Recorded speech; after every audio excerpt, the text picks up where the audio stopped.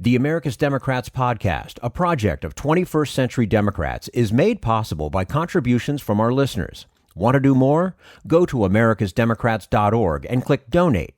And thank you for allowing us to be your voice. And if you enjoy the show, please share it with your friends on Facebook and Twitter, and leave us a review on your favorite podcast app. This is the America's Democrats podcast, the weekly podcast for stand-up Democrats. Had enough of Fox News, the House Freedom Caucus, and Donald Trump? If you want the facts that you won't get from them or from the fake news sites of the alt-right, then stay tuned. Our sponsor, 21st Century Democrats, works hard to get everyday Democrats involved in returning our party to its roots and to success at the ballot box. Sit back and listen, then stand up and fight. And follow 21st Century Democrats on Facebook for all the latest progressive news. We're glad you can join us.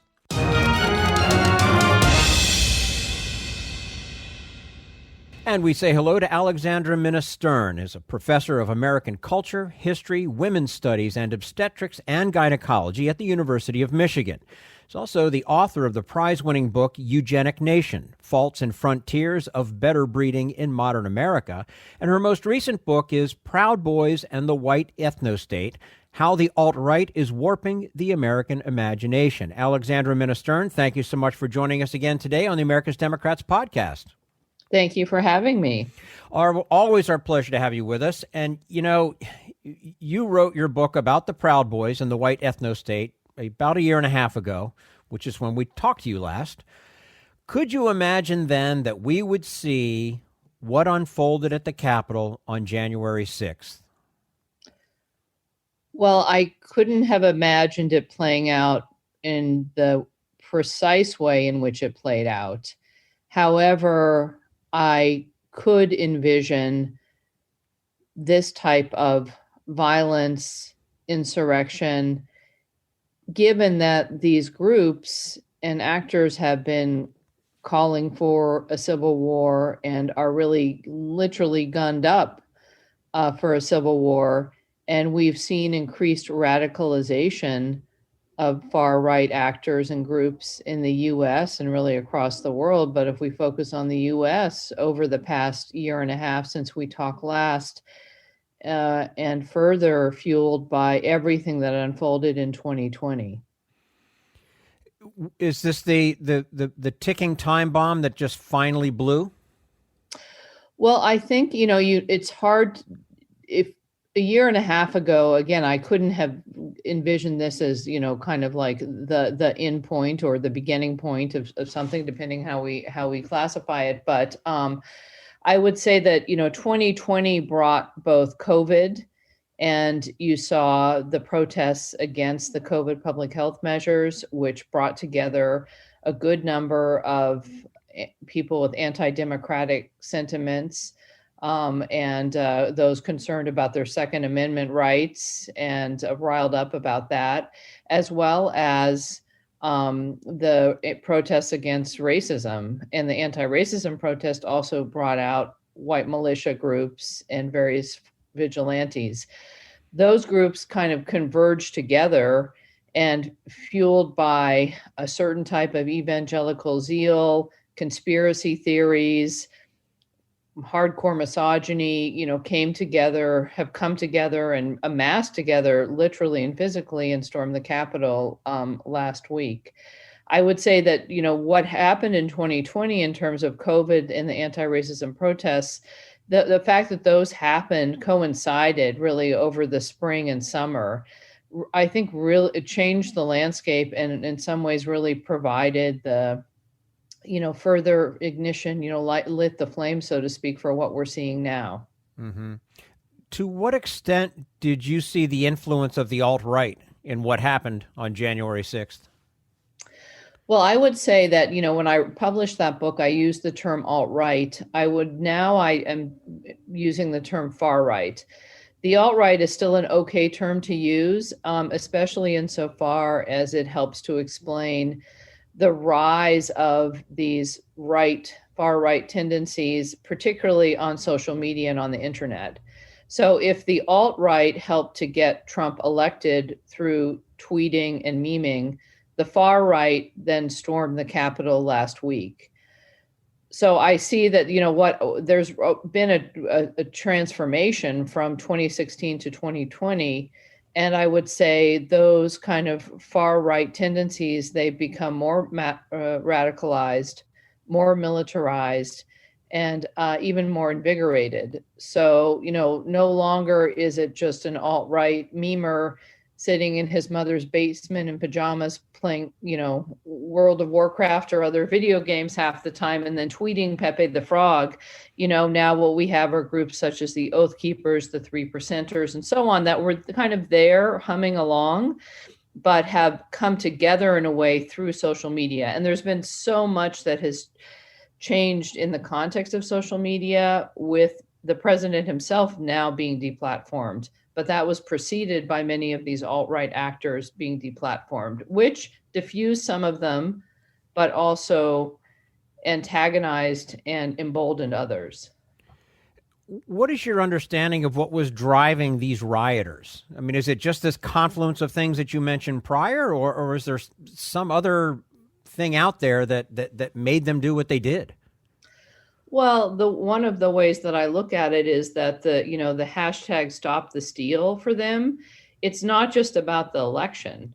For many of these people, they believe that the America that they should live in and that they envision has been stolen from them through what they would call like globalist monoculture or diversity incorporated. And for them, the election, of which many of them don't believe actually happened, but the Biden-Harris administration personifies the kind of America that they think is going to harm and further dispossess, mainly white people.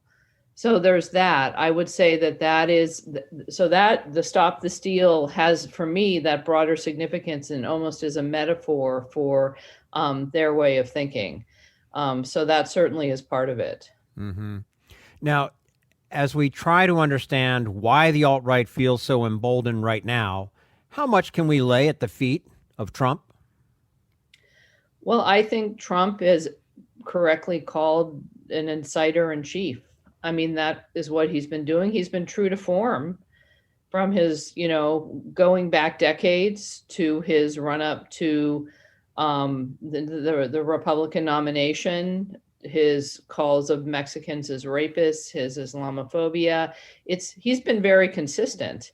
And the other important thing to note is that this Capitol insurrection was basically organized in plain view on Facebook sites, on Twitter, on Parler, on a range of social media platforms. And Trump and his allies participated in that. And of course, he basically rallied the insurrectionists, so to speak, with his speech that he gave just an hour or two before they started marching down Pennsylvania Avenue all the way to the Capitol. So it's very much entangled, and he has incited insurrection against the United States. And I think that is really worth underscoring. And this is a point that the folks associated with the Lincoln Project make over and over again, is that we're kind of in a battle between authoritarianism and autocracy and democracy. And democracy is what needs to be saved and protected. And Trump is anti-democratic in violent and insurrectionary ways. And that is why the Democrats are seeking to impeach him and ideally asking, Mike Pence would implement the 25th Amendment. That is probably not going to happen. There's no indication that's going to happen, but something has to happen. Mm-hmm. We're speaking with Alexandra Minna Stern, a professor of American culture, history, women's studies, and obstetrics and gynecology at the University of Michigan. Also the author, her most recent book, Proud Boys and the White Ethno-State, How the Alt-Right is Warping the American Imagination. Alexandra, with Trump out of the White House and banned from Twitter, what changes are possible? I mean, should we expect the alt-right/far right to recede from our political culture? We should not expect it to recede. I think, as I mentioned before, the installation of the Biden-Harris administration will be seen as proof positive by many of these groups that the time for civil war has come. They're going to spread a lot of misinformation about guns potentially being confiscated, about, this globalist monoculture taking over. And I think that these groups will continue, even if they're deplatformed, and it's a kind of whack-a-mole deplatforming. Parler was de-apped, so to speak, on Google and Apple. But now, Gab is still out there, Telegram is still out there. There are other platforms that are emerging that are not regulated or not moderated. And these groups will continue to organize. And I think that as horrifying as it's horrifying to look at what happened in the Capitol last week. In some ways, it was a huge propaganda coup for the far right because it showed that it was possible, that Trump supporters could storm the Capitol, that they could actually, it created a vision of that, almost a cinematic vision of that will, capture and I would say enrapture many of these people. So I think that we're going to see, and the other thing is that this has been, even though for some it feels like this just kind of exploded on their TV screens last week or on their devices, this has been, the roots for this have been laid over the past decades and really over the past several years of the Trump presidency. And none of this is going away anytime soon. And, so I'll stop there, but, you get the main drift of what I'm saying, that, yeah, this problem isn't going to go away. And to actually be addressed requires intensive multi-pronged work around de-radicalization and certain types of demilitarization of civil society. Now, people such as yourself who study right-wing extremism often call for more attention to the movement, and I would suspect that in the wake of recent events, it's not unreasonable to think that will happen. Where should we begin to understand the alt-right/far right? Well, I would say there are a good number of researchers and organizations out there that are, fulfill the role of watchdog groups. So they're looking out, they're tracking, they're identifying, for example, who was at the Capitol insurrection. There's a lot of good reporting coming out of the Atlantic, for example. There was a long piece on the Oath Keepers and where that group came from and what its anti-democratic motivations are. From my perspective, in my book, what I really have tried to do was to understand the ideologies of the alt-right/far right. Where do these ideas come from? How much of this is kind of old wine in new bottles? And how much of this is kind of new to us in the 21st century and in the Trump era? I think that there are many different important angles from which to look at the far right. And one of the points that I always think it's important to underscore is that this movement is motivated by deep-seated misogyny and fears of white male dispossession. It certainly is motivated by racism and xenophobia and should be seen in the context of racial violence.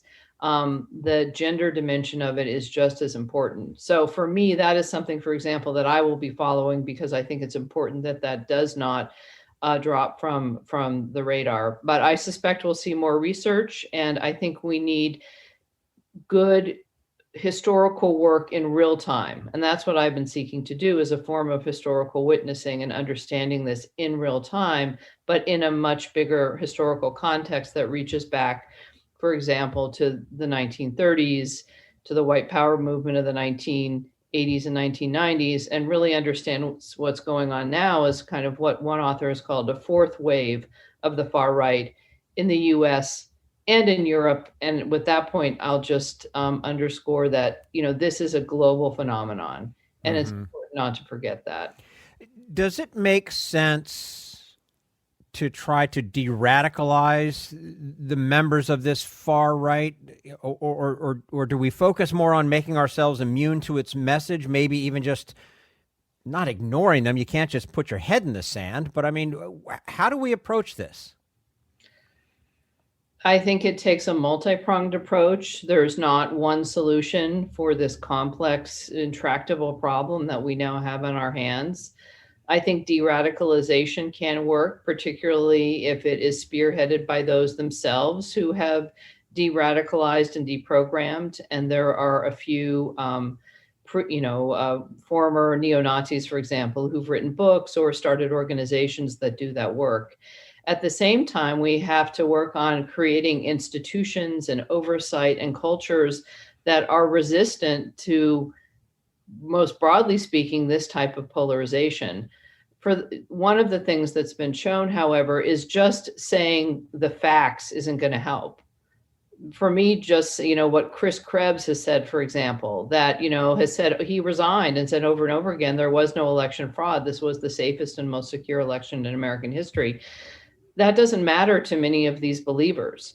So you have to reach them at another level. And it's really about, trying to come to a more shared and harmonious vision of what America should look like. And there's many different viewpoints on that. So I think we need to have more vision. We need to have more optimism. We need to have more looking forward, and we need to, really think about how an inclusive, multiracial democracy in America, how it can be truly inclusive of everyone. I mean, that would be my general approach.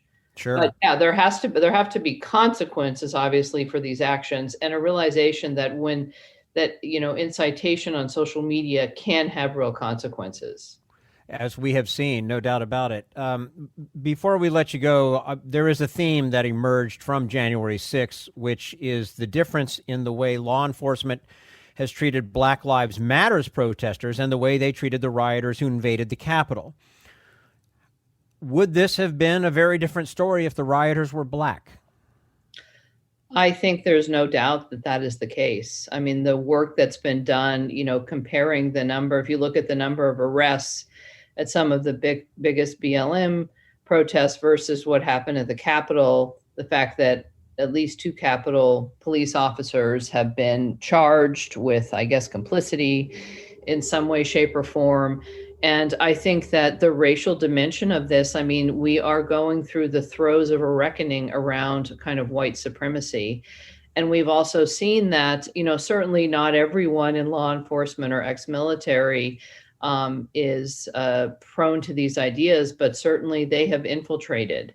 And I think we're going to see more of that, more of exposés about that in the coming days. So I think there's no doubt about that. And that's just the place we find ourselves in early January 2021. Well, let's hope the rest of this year is a lot better than the last year. Alexandra Minna Stern, professor of American culture, history, women's studies, and obstetrics and gynecology at the University of Michigan, joining us today on the America's Democrats podcast. Her most recent book, Proud Boys and the White Ethno-State, How the Alt-Right is Warping the American Imagination. Alexandra, as always, we appreciate your time with us. We'd love to do it again soon. Good to talk to you. You as well. And this is the America's Democrats podcast, the weekly podcast for stand-up Democrats.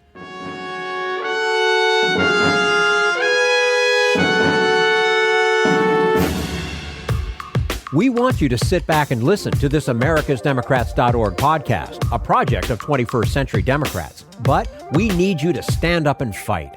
Do you want to get involved and help get our party back to its roots and to success at the ballot box? You can make your contribution to help us keep this show going and to elect Democrats who will stand up for democratic principles.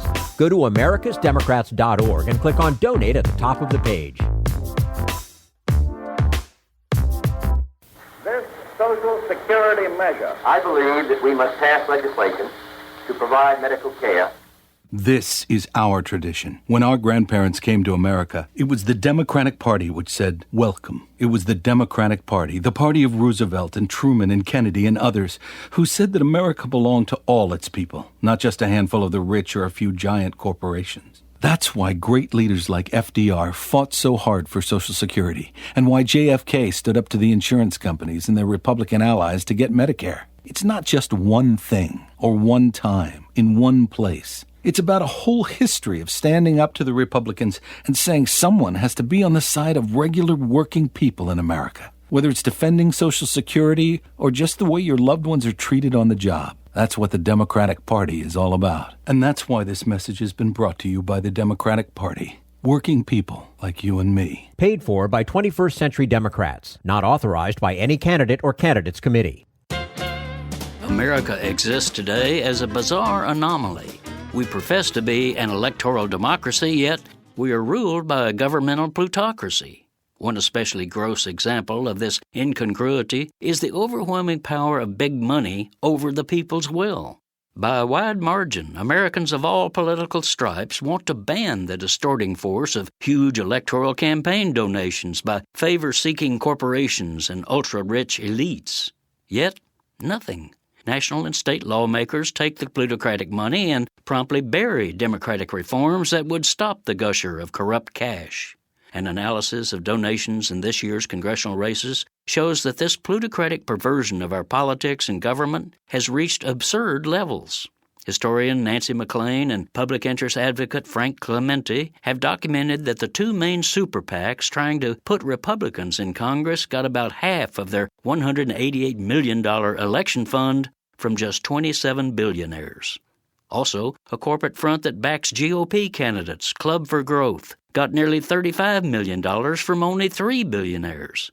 Thanks to years of congressional stonewalling and the steady partisan stacking of our top courts with corporate ideologues, there is essentially no limits on this purchase of lawmakers. Indeed, the biggest donors are even allowed to undermine democracy in secret, not revealing their identity. Lawmakers elected with this money not only support the billionaires' special interest agenda, which the people don't want, but also are fierce opponents of any reforms to increase voter participation in our governing process, which people do want. This is Jim Hightower saying that's why, for example, efforts to guarantee every eligible American a constitutional right to vote have not moved forward in Congress, even though the great majority of people favor it.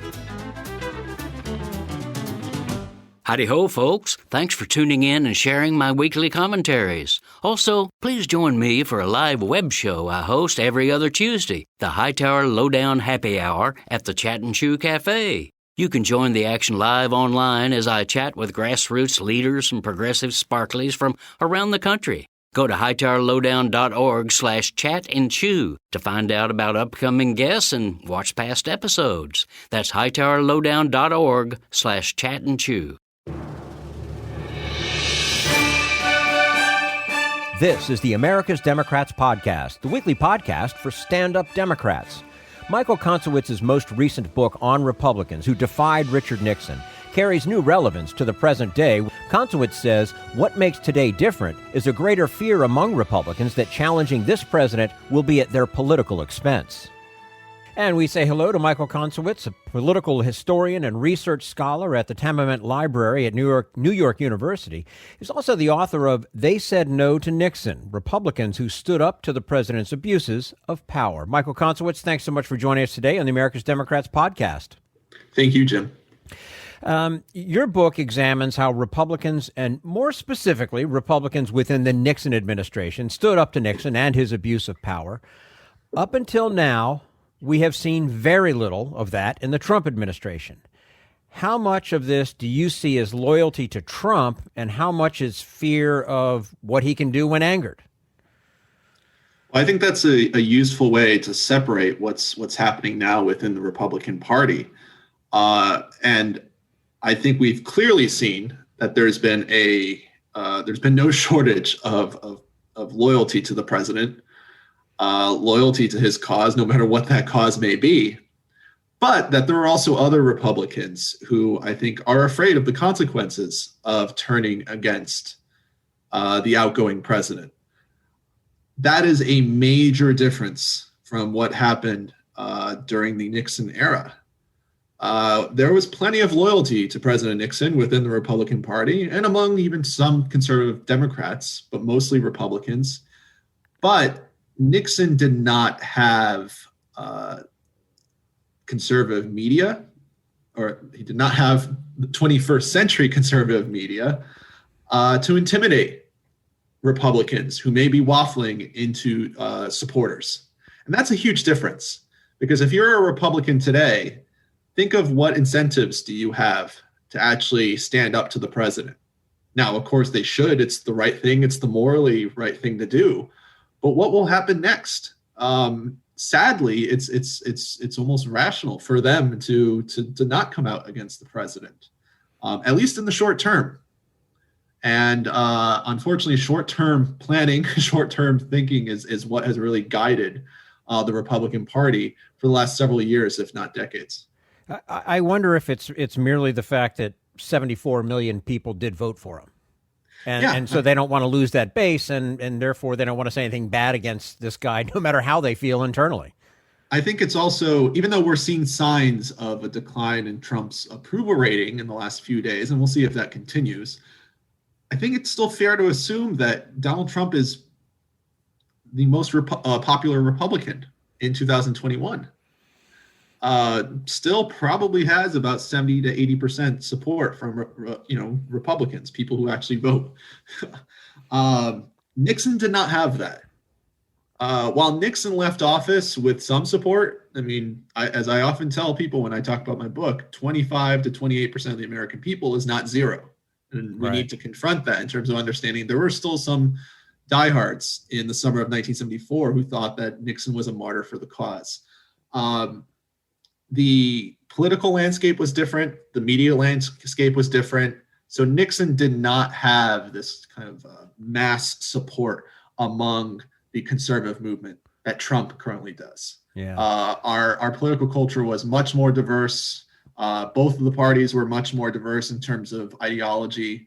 And so Nixon could not rely on having, anywhere between 30 to 40% of the country on his side.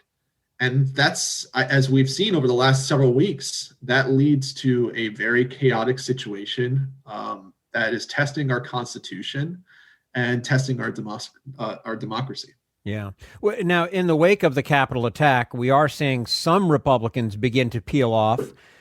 Do you see this as a true questioning of Trump's actions inciting rioters and trying to overturn a democratic election? Or, I mean, how much might be the fear that continuing to support Trump will be at their political expense? We're also seeing big money people pull money away. Yes. And I think what we're seeing right now is the limits of the culture of loyalty that had built up not only under Trump, but under the entire Republican Party for the previous 40 to 50 years. As I point out in my book, Nixon had little tolerance for independence within his administration, little tolerance for anyone who challenged him, and that culture of loyalty only grew within the Republican Party from the 1970s to our current president.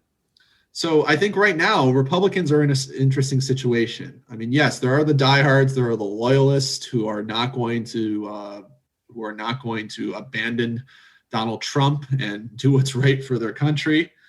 But there's also these Republicans who are trying to figure out, is there a way out of this where I can perhaps not even survive politically, but just survive as financially too. And so that's why I think it's interesting that some of these banks or these corporations are actually abandoning Trump before politicians do, because they can actually survive without Trump. It remains to be seen if some of these Republicans, both in the House and especially in the Senate, if they can survive while voting to impeach and hopefully convict the outgoing president. And also probably worth noting that these corporations have had plenty of time to pull that money away in the past, but in the wake of what we've seen, their actions have still been cowardly. Yeah, absolutely. But I think it's interesting that they're moving a little faster than some of the politicians. Yeah, certainly. Well, and now we're on the cusp of another impeachment trial for Trump, one that will challenge Republicans, especially in the Senate, to take a stand. In terms of GOP loyalty, what kind of parallels and differences do you see between this moment and when Nixon was facing impeachment? Well, I think what's interesting is not only how Democrats are framing impeachment, within their internal discussions, and I'm also interested in terms of how the public will understand this impeachment saga. One of the things I am frustrated by when people talk about Watergate is that it often gets focused on what Richard Nixon was technically impeached over, which was getting involved in obstructing justice related to covering up any involvement the White House had to the Watergate break-in. And that was at the forefront of the public's kind of memory of Watergate. And as a result, you often get this kind of sloppy understanding of Watergate, where people often say that it wasn't the crime, it was the cover-up. That's only true if you focus on what Nixon was explicitly, guilty of.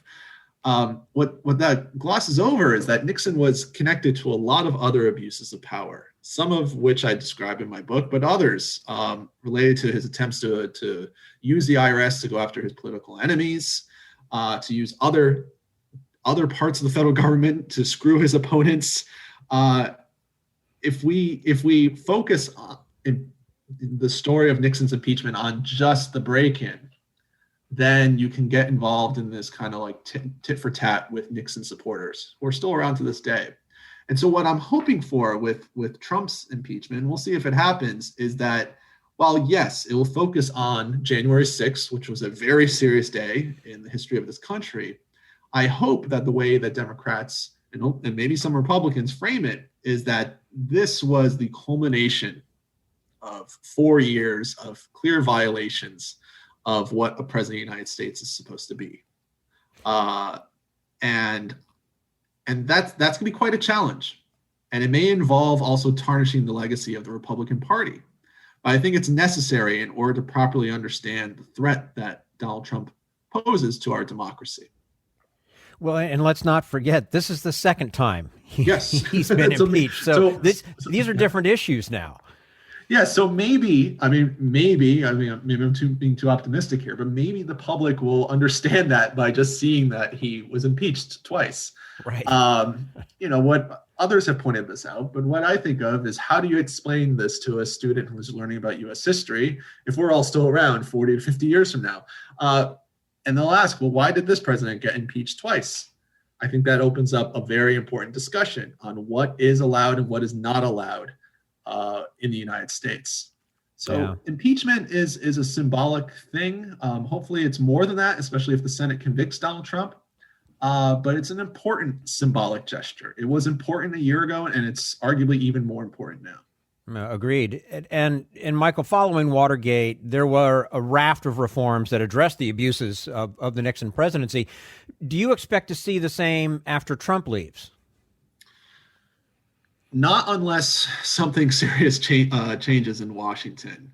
While Watergate was the main cause for all of that, another reason we saw so many reforms in the mid to late 1970s was that the political culture of the 1970s allowed for that. It was the last real moment where moderate Republicans had some influence within the party that greatly diminishes in the 1980s. In 1974, you saw a new wave of Democrats come in within the midterms, especially within the House of Representatives, and they made government reforms kind of a key part of their agenda. That sort of got watered down by the time we got to the 1980s and 1990s. So I think the 1970s, especially after Watergate and Vietnam, you had a few years there where a lot of members of Congress were interested in reform and were interested in trying to rein in the presidency, to try to combat what many people call the imperial presidency. Unfortunately, what you also saw during that time period was the rise of a new conservative movement that wanted to actually increase the power of the presidency in order to benefit the conservative movement. And that movement only strengthened in the 1980s, 90s, and into the 21st century. And one could even point out that certain Democrats also got on board with certain elements of this project, not to the extent the Republicans did, but certain elements. And so that is why I'm deeply skeptical that you would see any real movement to reform and try to rein in the president of the United States, a future president of the United States. And I think that's why it's important to, as grotesque and as dangerous as Donald Trump is, what his presidency represents is the culmination of issues that we've been wrestling with for decades. And I think it's important to recognize that without diminishing how exceptional Donald Trump truly is. I believe you can and you should do both. But I just don't see any serious movement towards doing that outside of the Democratic Party. Michael Koncewicz, political historian and research scholar at the Tamiment Library at NYU, joining us today on the America's Democrats podcast. Also, he's the author of They Said No to Nixon, Republicans Who Stood Up to the President's Abuses of Power. Michael, we appreciate your time with us. Would love to do it again with you soon. Thank you, Jim. Take care. And this is the America's Democrats podcast, the weekly podcast for stand-up Democrats.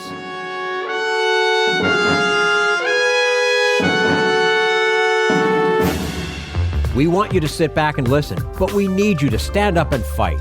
Help get our party back to its roots and to success at the ballot box. Make your contribution to keep the AmericasDemocrats.org podcast, a project of 21st Century Democrats, on the air, and help elect stand-up Democrats. Go to AmericasDemocrats.org and click on Donate at the top of the page.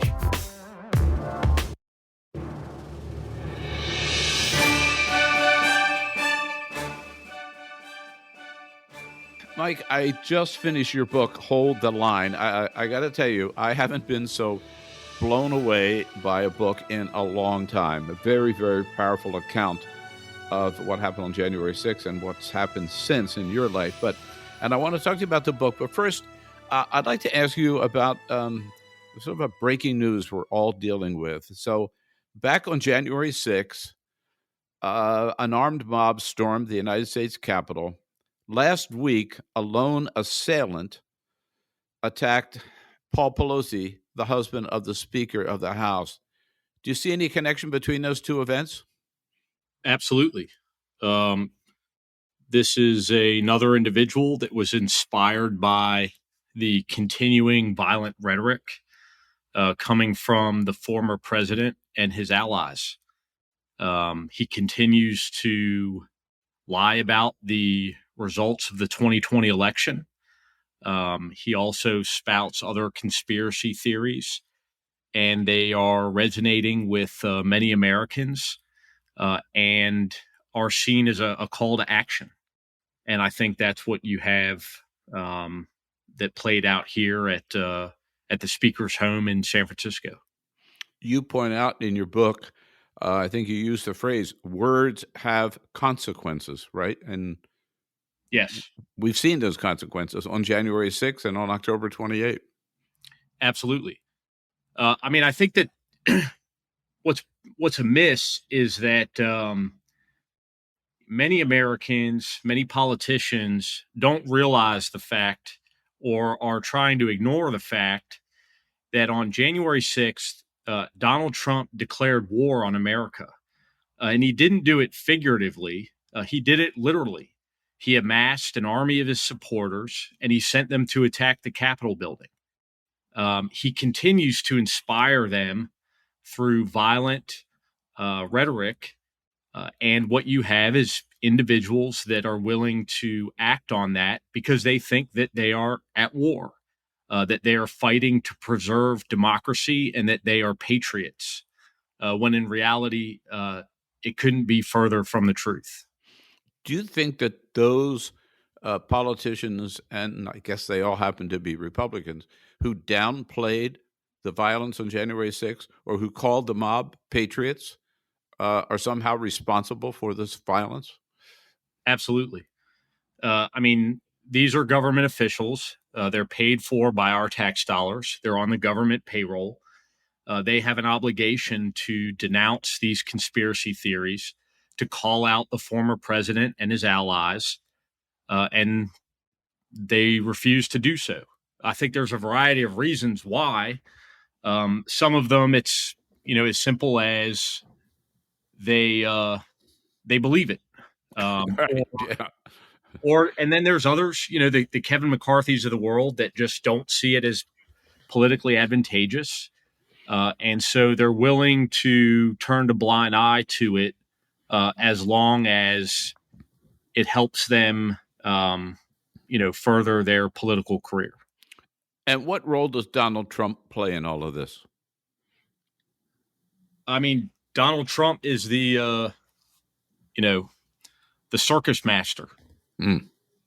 He is the one who has the biggest platform. He is the leader of the Republican Party.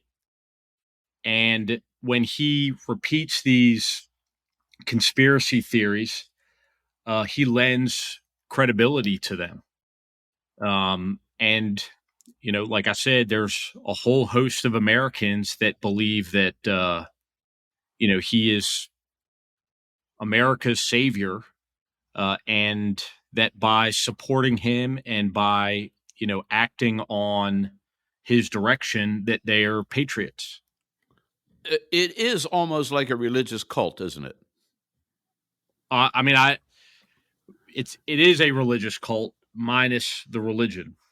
Right. Yeah. And with a strange figure at the top of it, I might add. So when I picked up your book, I was a little surprised, but pleased to see on the front cover of your book is what we in the business call a blurb, and actually also on the back cover of your book, a blurb from the speaker, Nancy Pelosi. You had an opportunity post January 6th to meet with her, I think on more than one occasion. She's been demonized by a lot of people. What was your impression of Speaker Pelosi? There's been quite a few times in my career where I have been inspired by people who were in leadership roles within the police department that I worked for. I think the first person I was ever inspired by was my former chief, Charles Ramsey. Mm-hmm. And then on January 6th, there was, my friend and official with our department, Commander Ray Mikhail. The leadership that he brought to the Lower West Terrace Tunnel was one of the most inspirational experiences of my life. And my former chief, Robert Conti. That being said, they're just people that you interact with that they exude leadership qualities. Listen, I don't pretend to agree with or even know all of the nuances of Nancy Pelosi's politics, but Nancy Pelosi is a leader. She is a statesman in every characteristic. She's just somebody that I found to be and I was inspired by her leadership. And then to learn what she did on January 6th in the last select committee hearing, to see the videos of her. I said in the immediate aftermath of that, it was clear to me who the commander-in-chief was on January 6th. And it was not Donald Trump. It was Nancy Pelosi with the assistance of Mitch McConnell and Chuck Schumer. Mm-hmm. Mm-hmm. Yeah. And maybe Mike Pence doing his part there too, right? But there was no doubt, never any doubt, that Speaker Pelosi was on your side. None whatsoever. And she also was incredibly personable. The first time I met with her, she spent over an hour listening to me, ramble on about my experiences on January 6th. She's reached out to members of my family. She has been, she's been incredible. Yeah.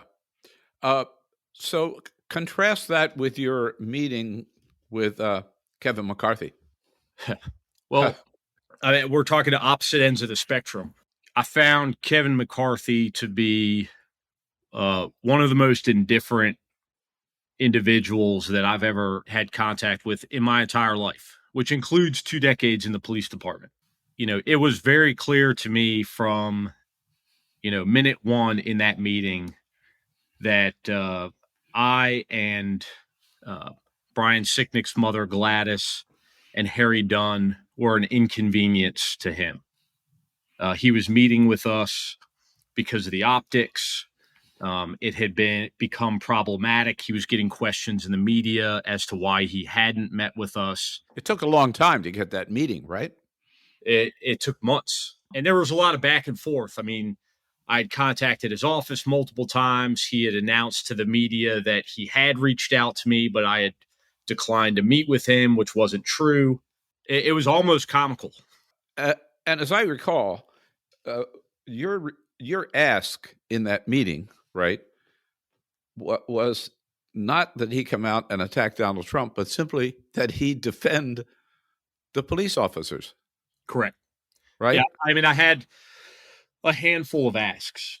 One of them was that he denounce the 21 House Republicans that voted against awarding the United States Capitol Police and the Metropolitan Police Department the Congressional Gold Medal in reference to their response to the Capitol on January 6th.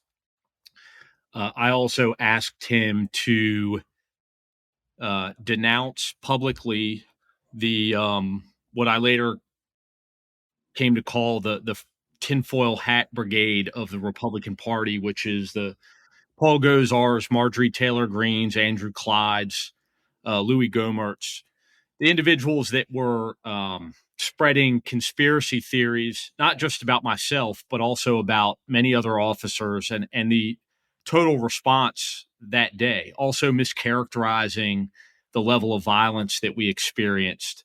I think if you remember, it was Andrew Clyde that called it a normal tourist day. Right. Yeah. And then in addition to that, I asked him to denounce the conspiracy theory, which at that time was just starting to come out, that it was a FBI instigated false flag operation involving FBI informants and plants. And coincidentally, obviously, he neglected to do any of those things. And it was those conspiracy theories that led for a lone gunman to attack an FBI facility armed with an AR-15 months later. And so, you see the correlation between conspiracy theories, rhetoric, that aren't just relegated to these outermost fringes. It's not just the Alex Joneses of the world that are, spewing these lies. You now have it coming from, at least in some people's minds, the credible mouth of Donald Trump. Mm-hmm. And despite the fact that many people may be able to recognize it for what it is, there are still millions of Americans that believe that he is a respected source of information. If you liked what you heard, please get involved in our efforts to keep this show going and to elect Democrats who are bringing the party back to its roots. Go to americasdemocrats.org and click on Donate at the top of the page. And be sure to find 21st Century Democrats on Facebook and Twitter, and leave us a review on your favorite podcast app. We want you to sit back and listen, but we need you to stand up and fight. Join us. Support the americasdemocrats.org podcast, a project of 21st Century Democrats, and help elect Democrats who will stand up for democratic principles with your contribution today. Go to americasdemocrats.org and click on Donate at the top of the page.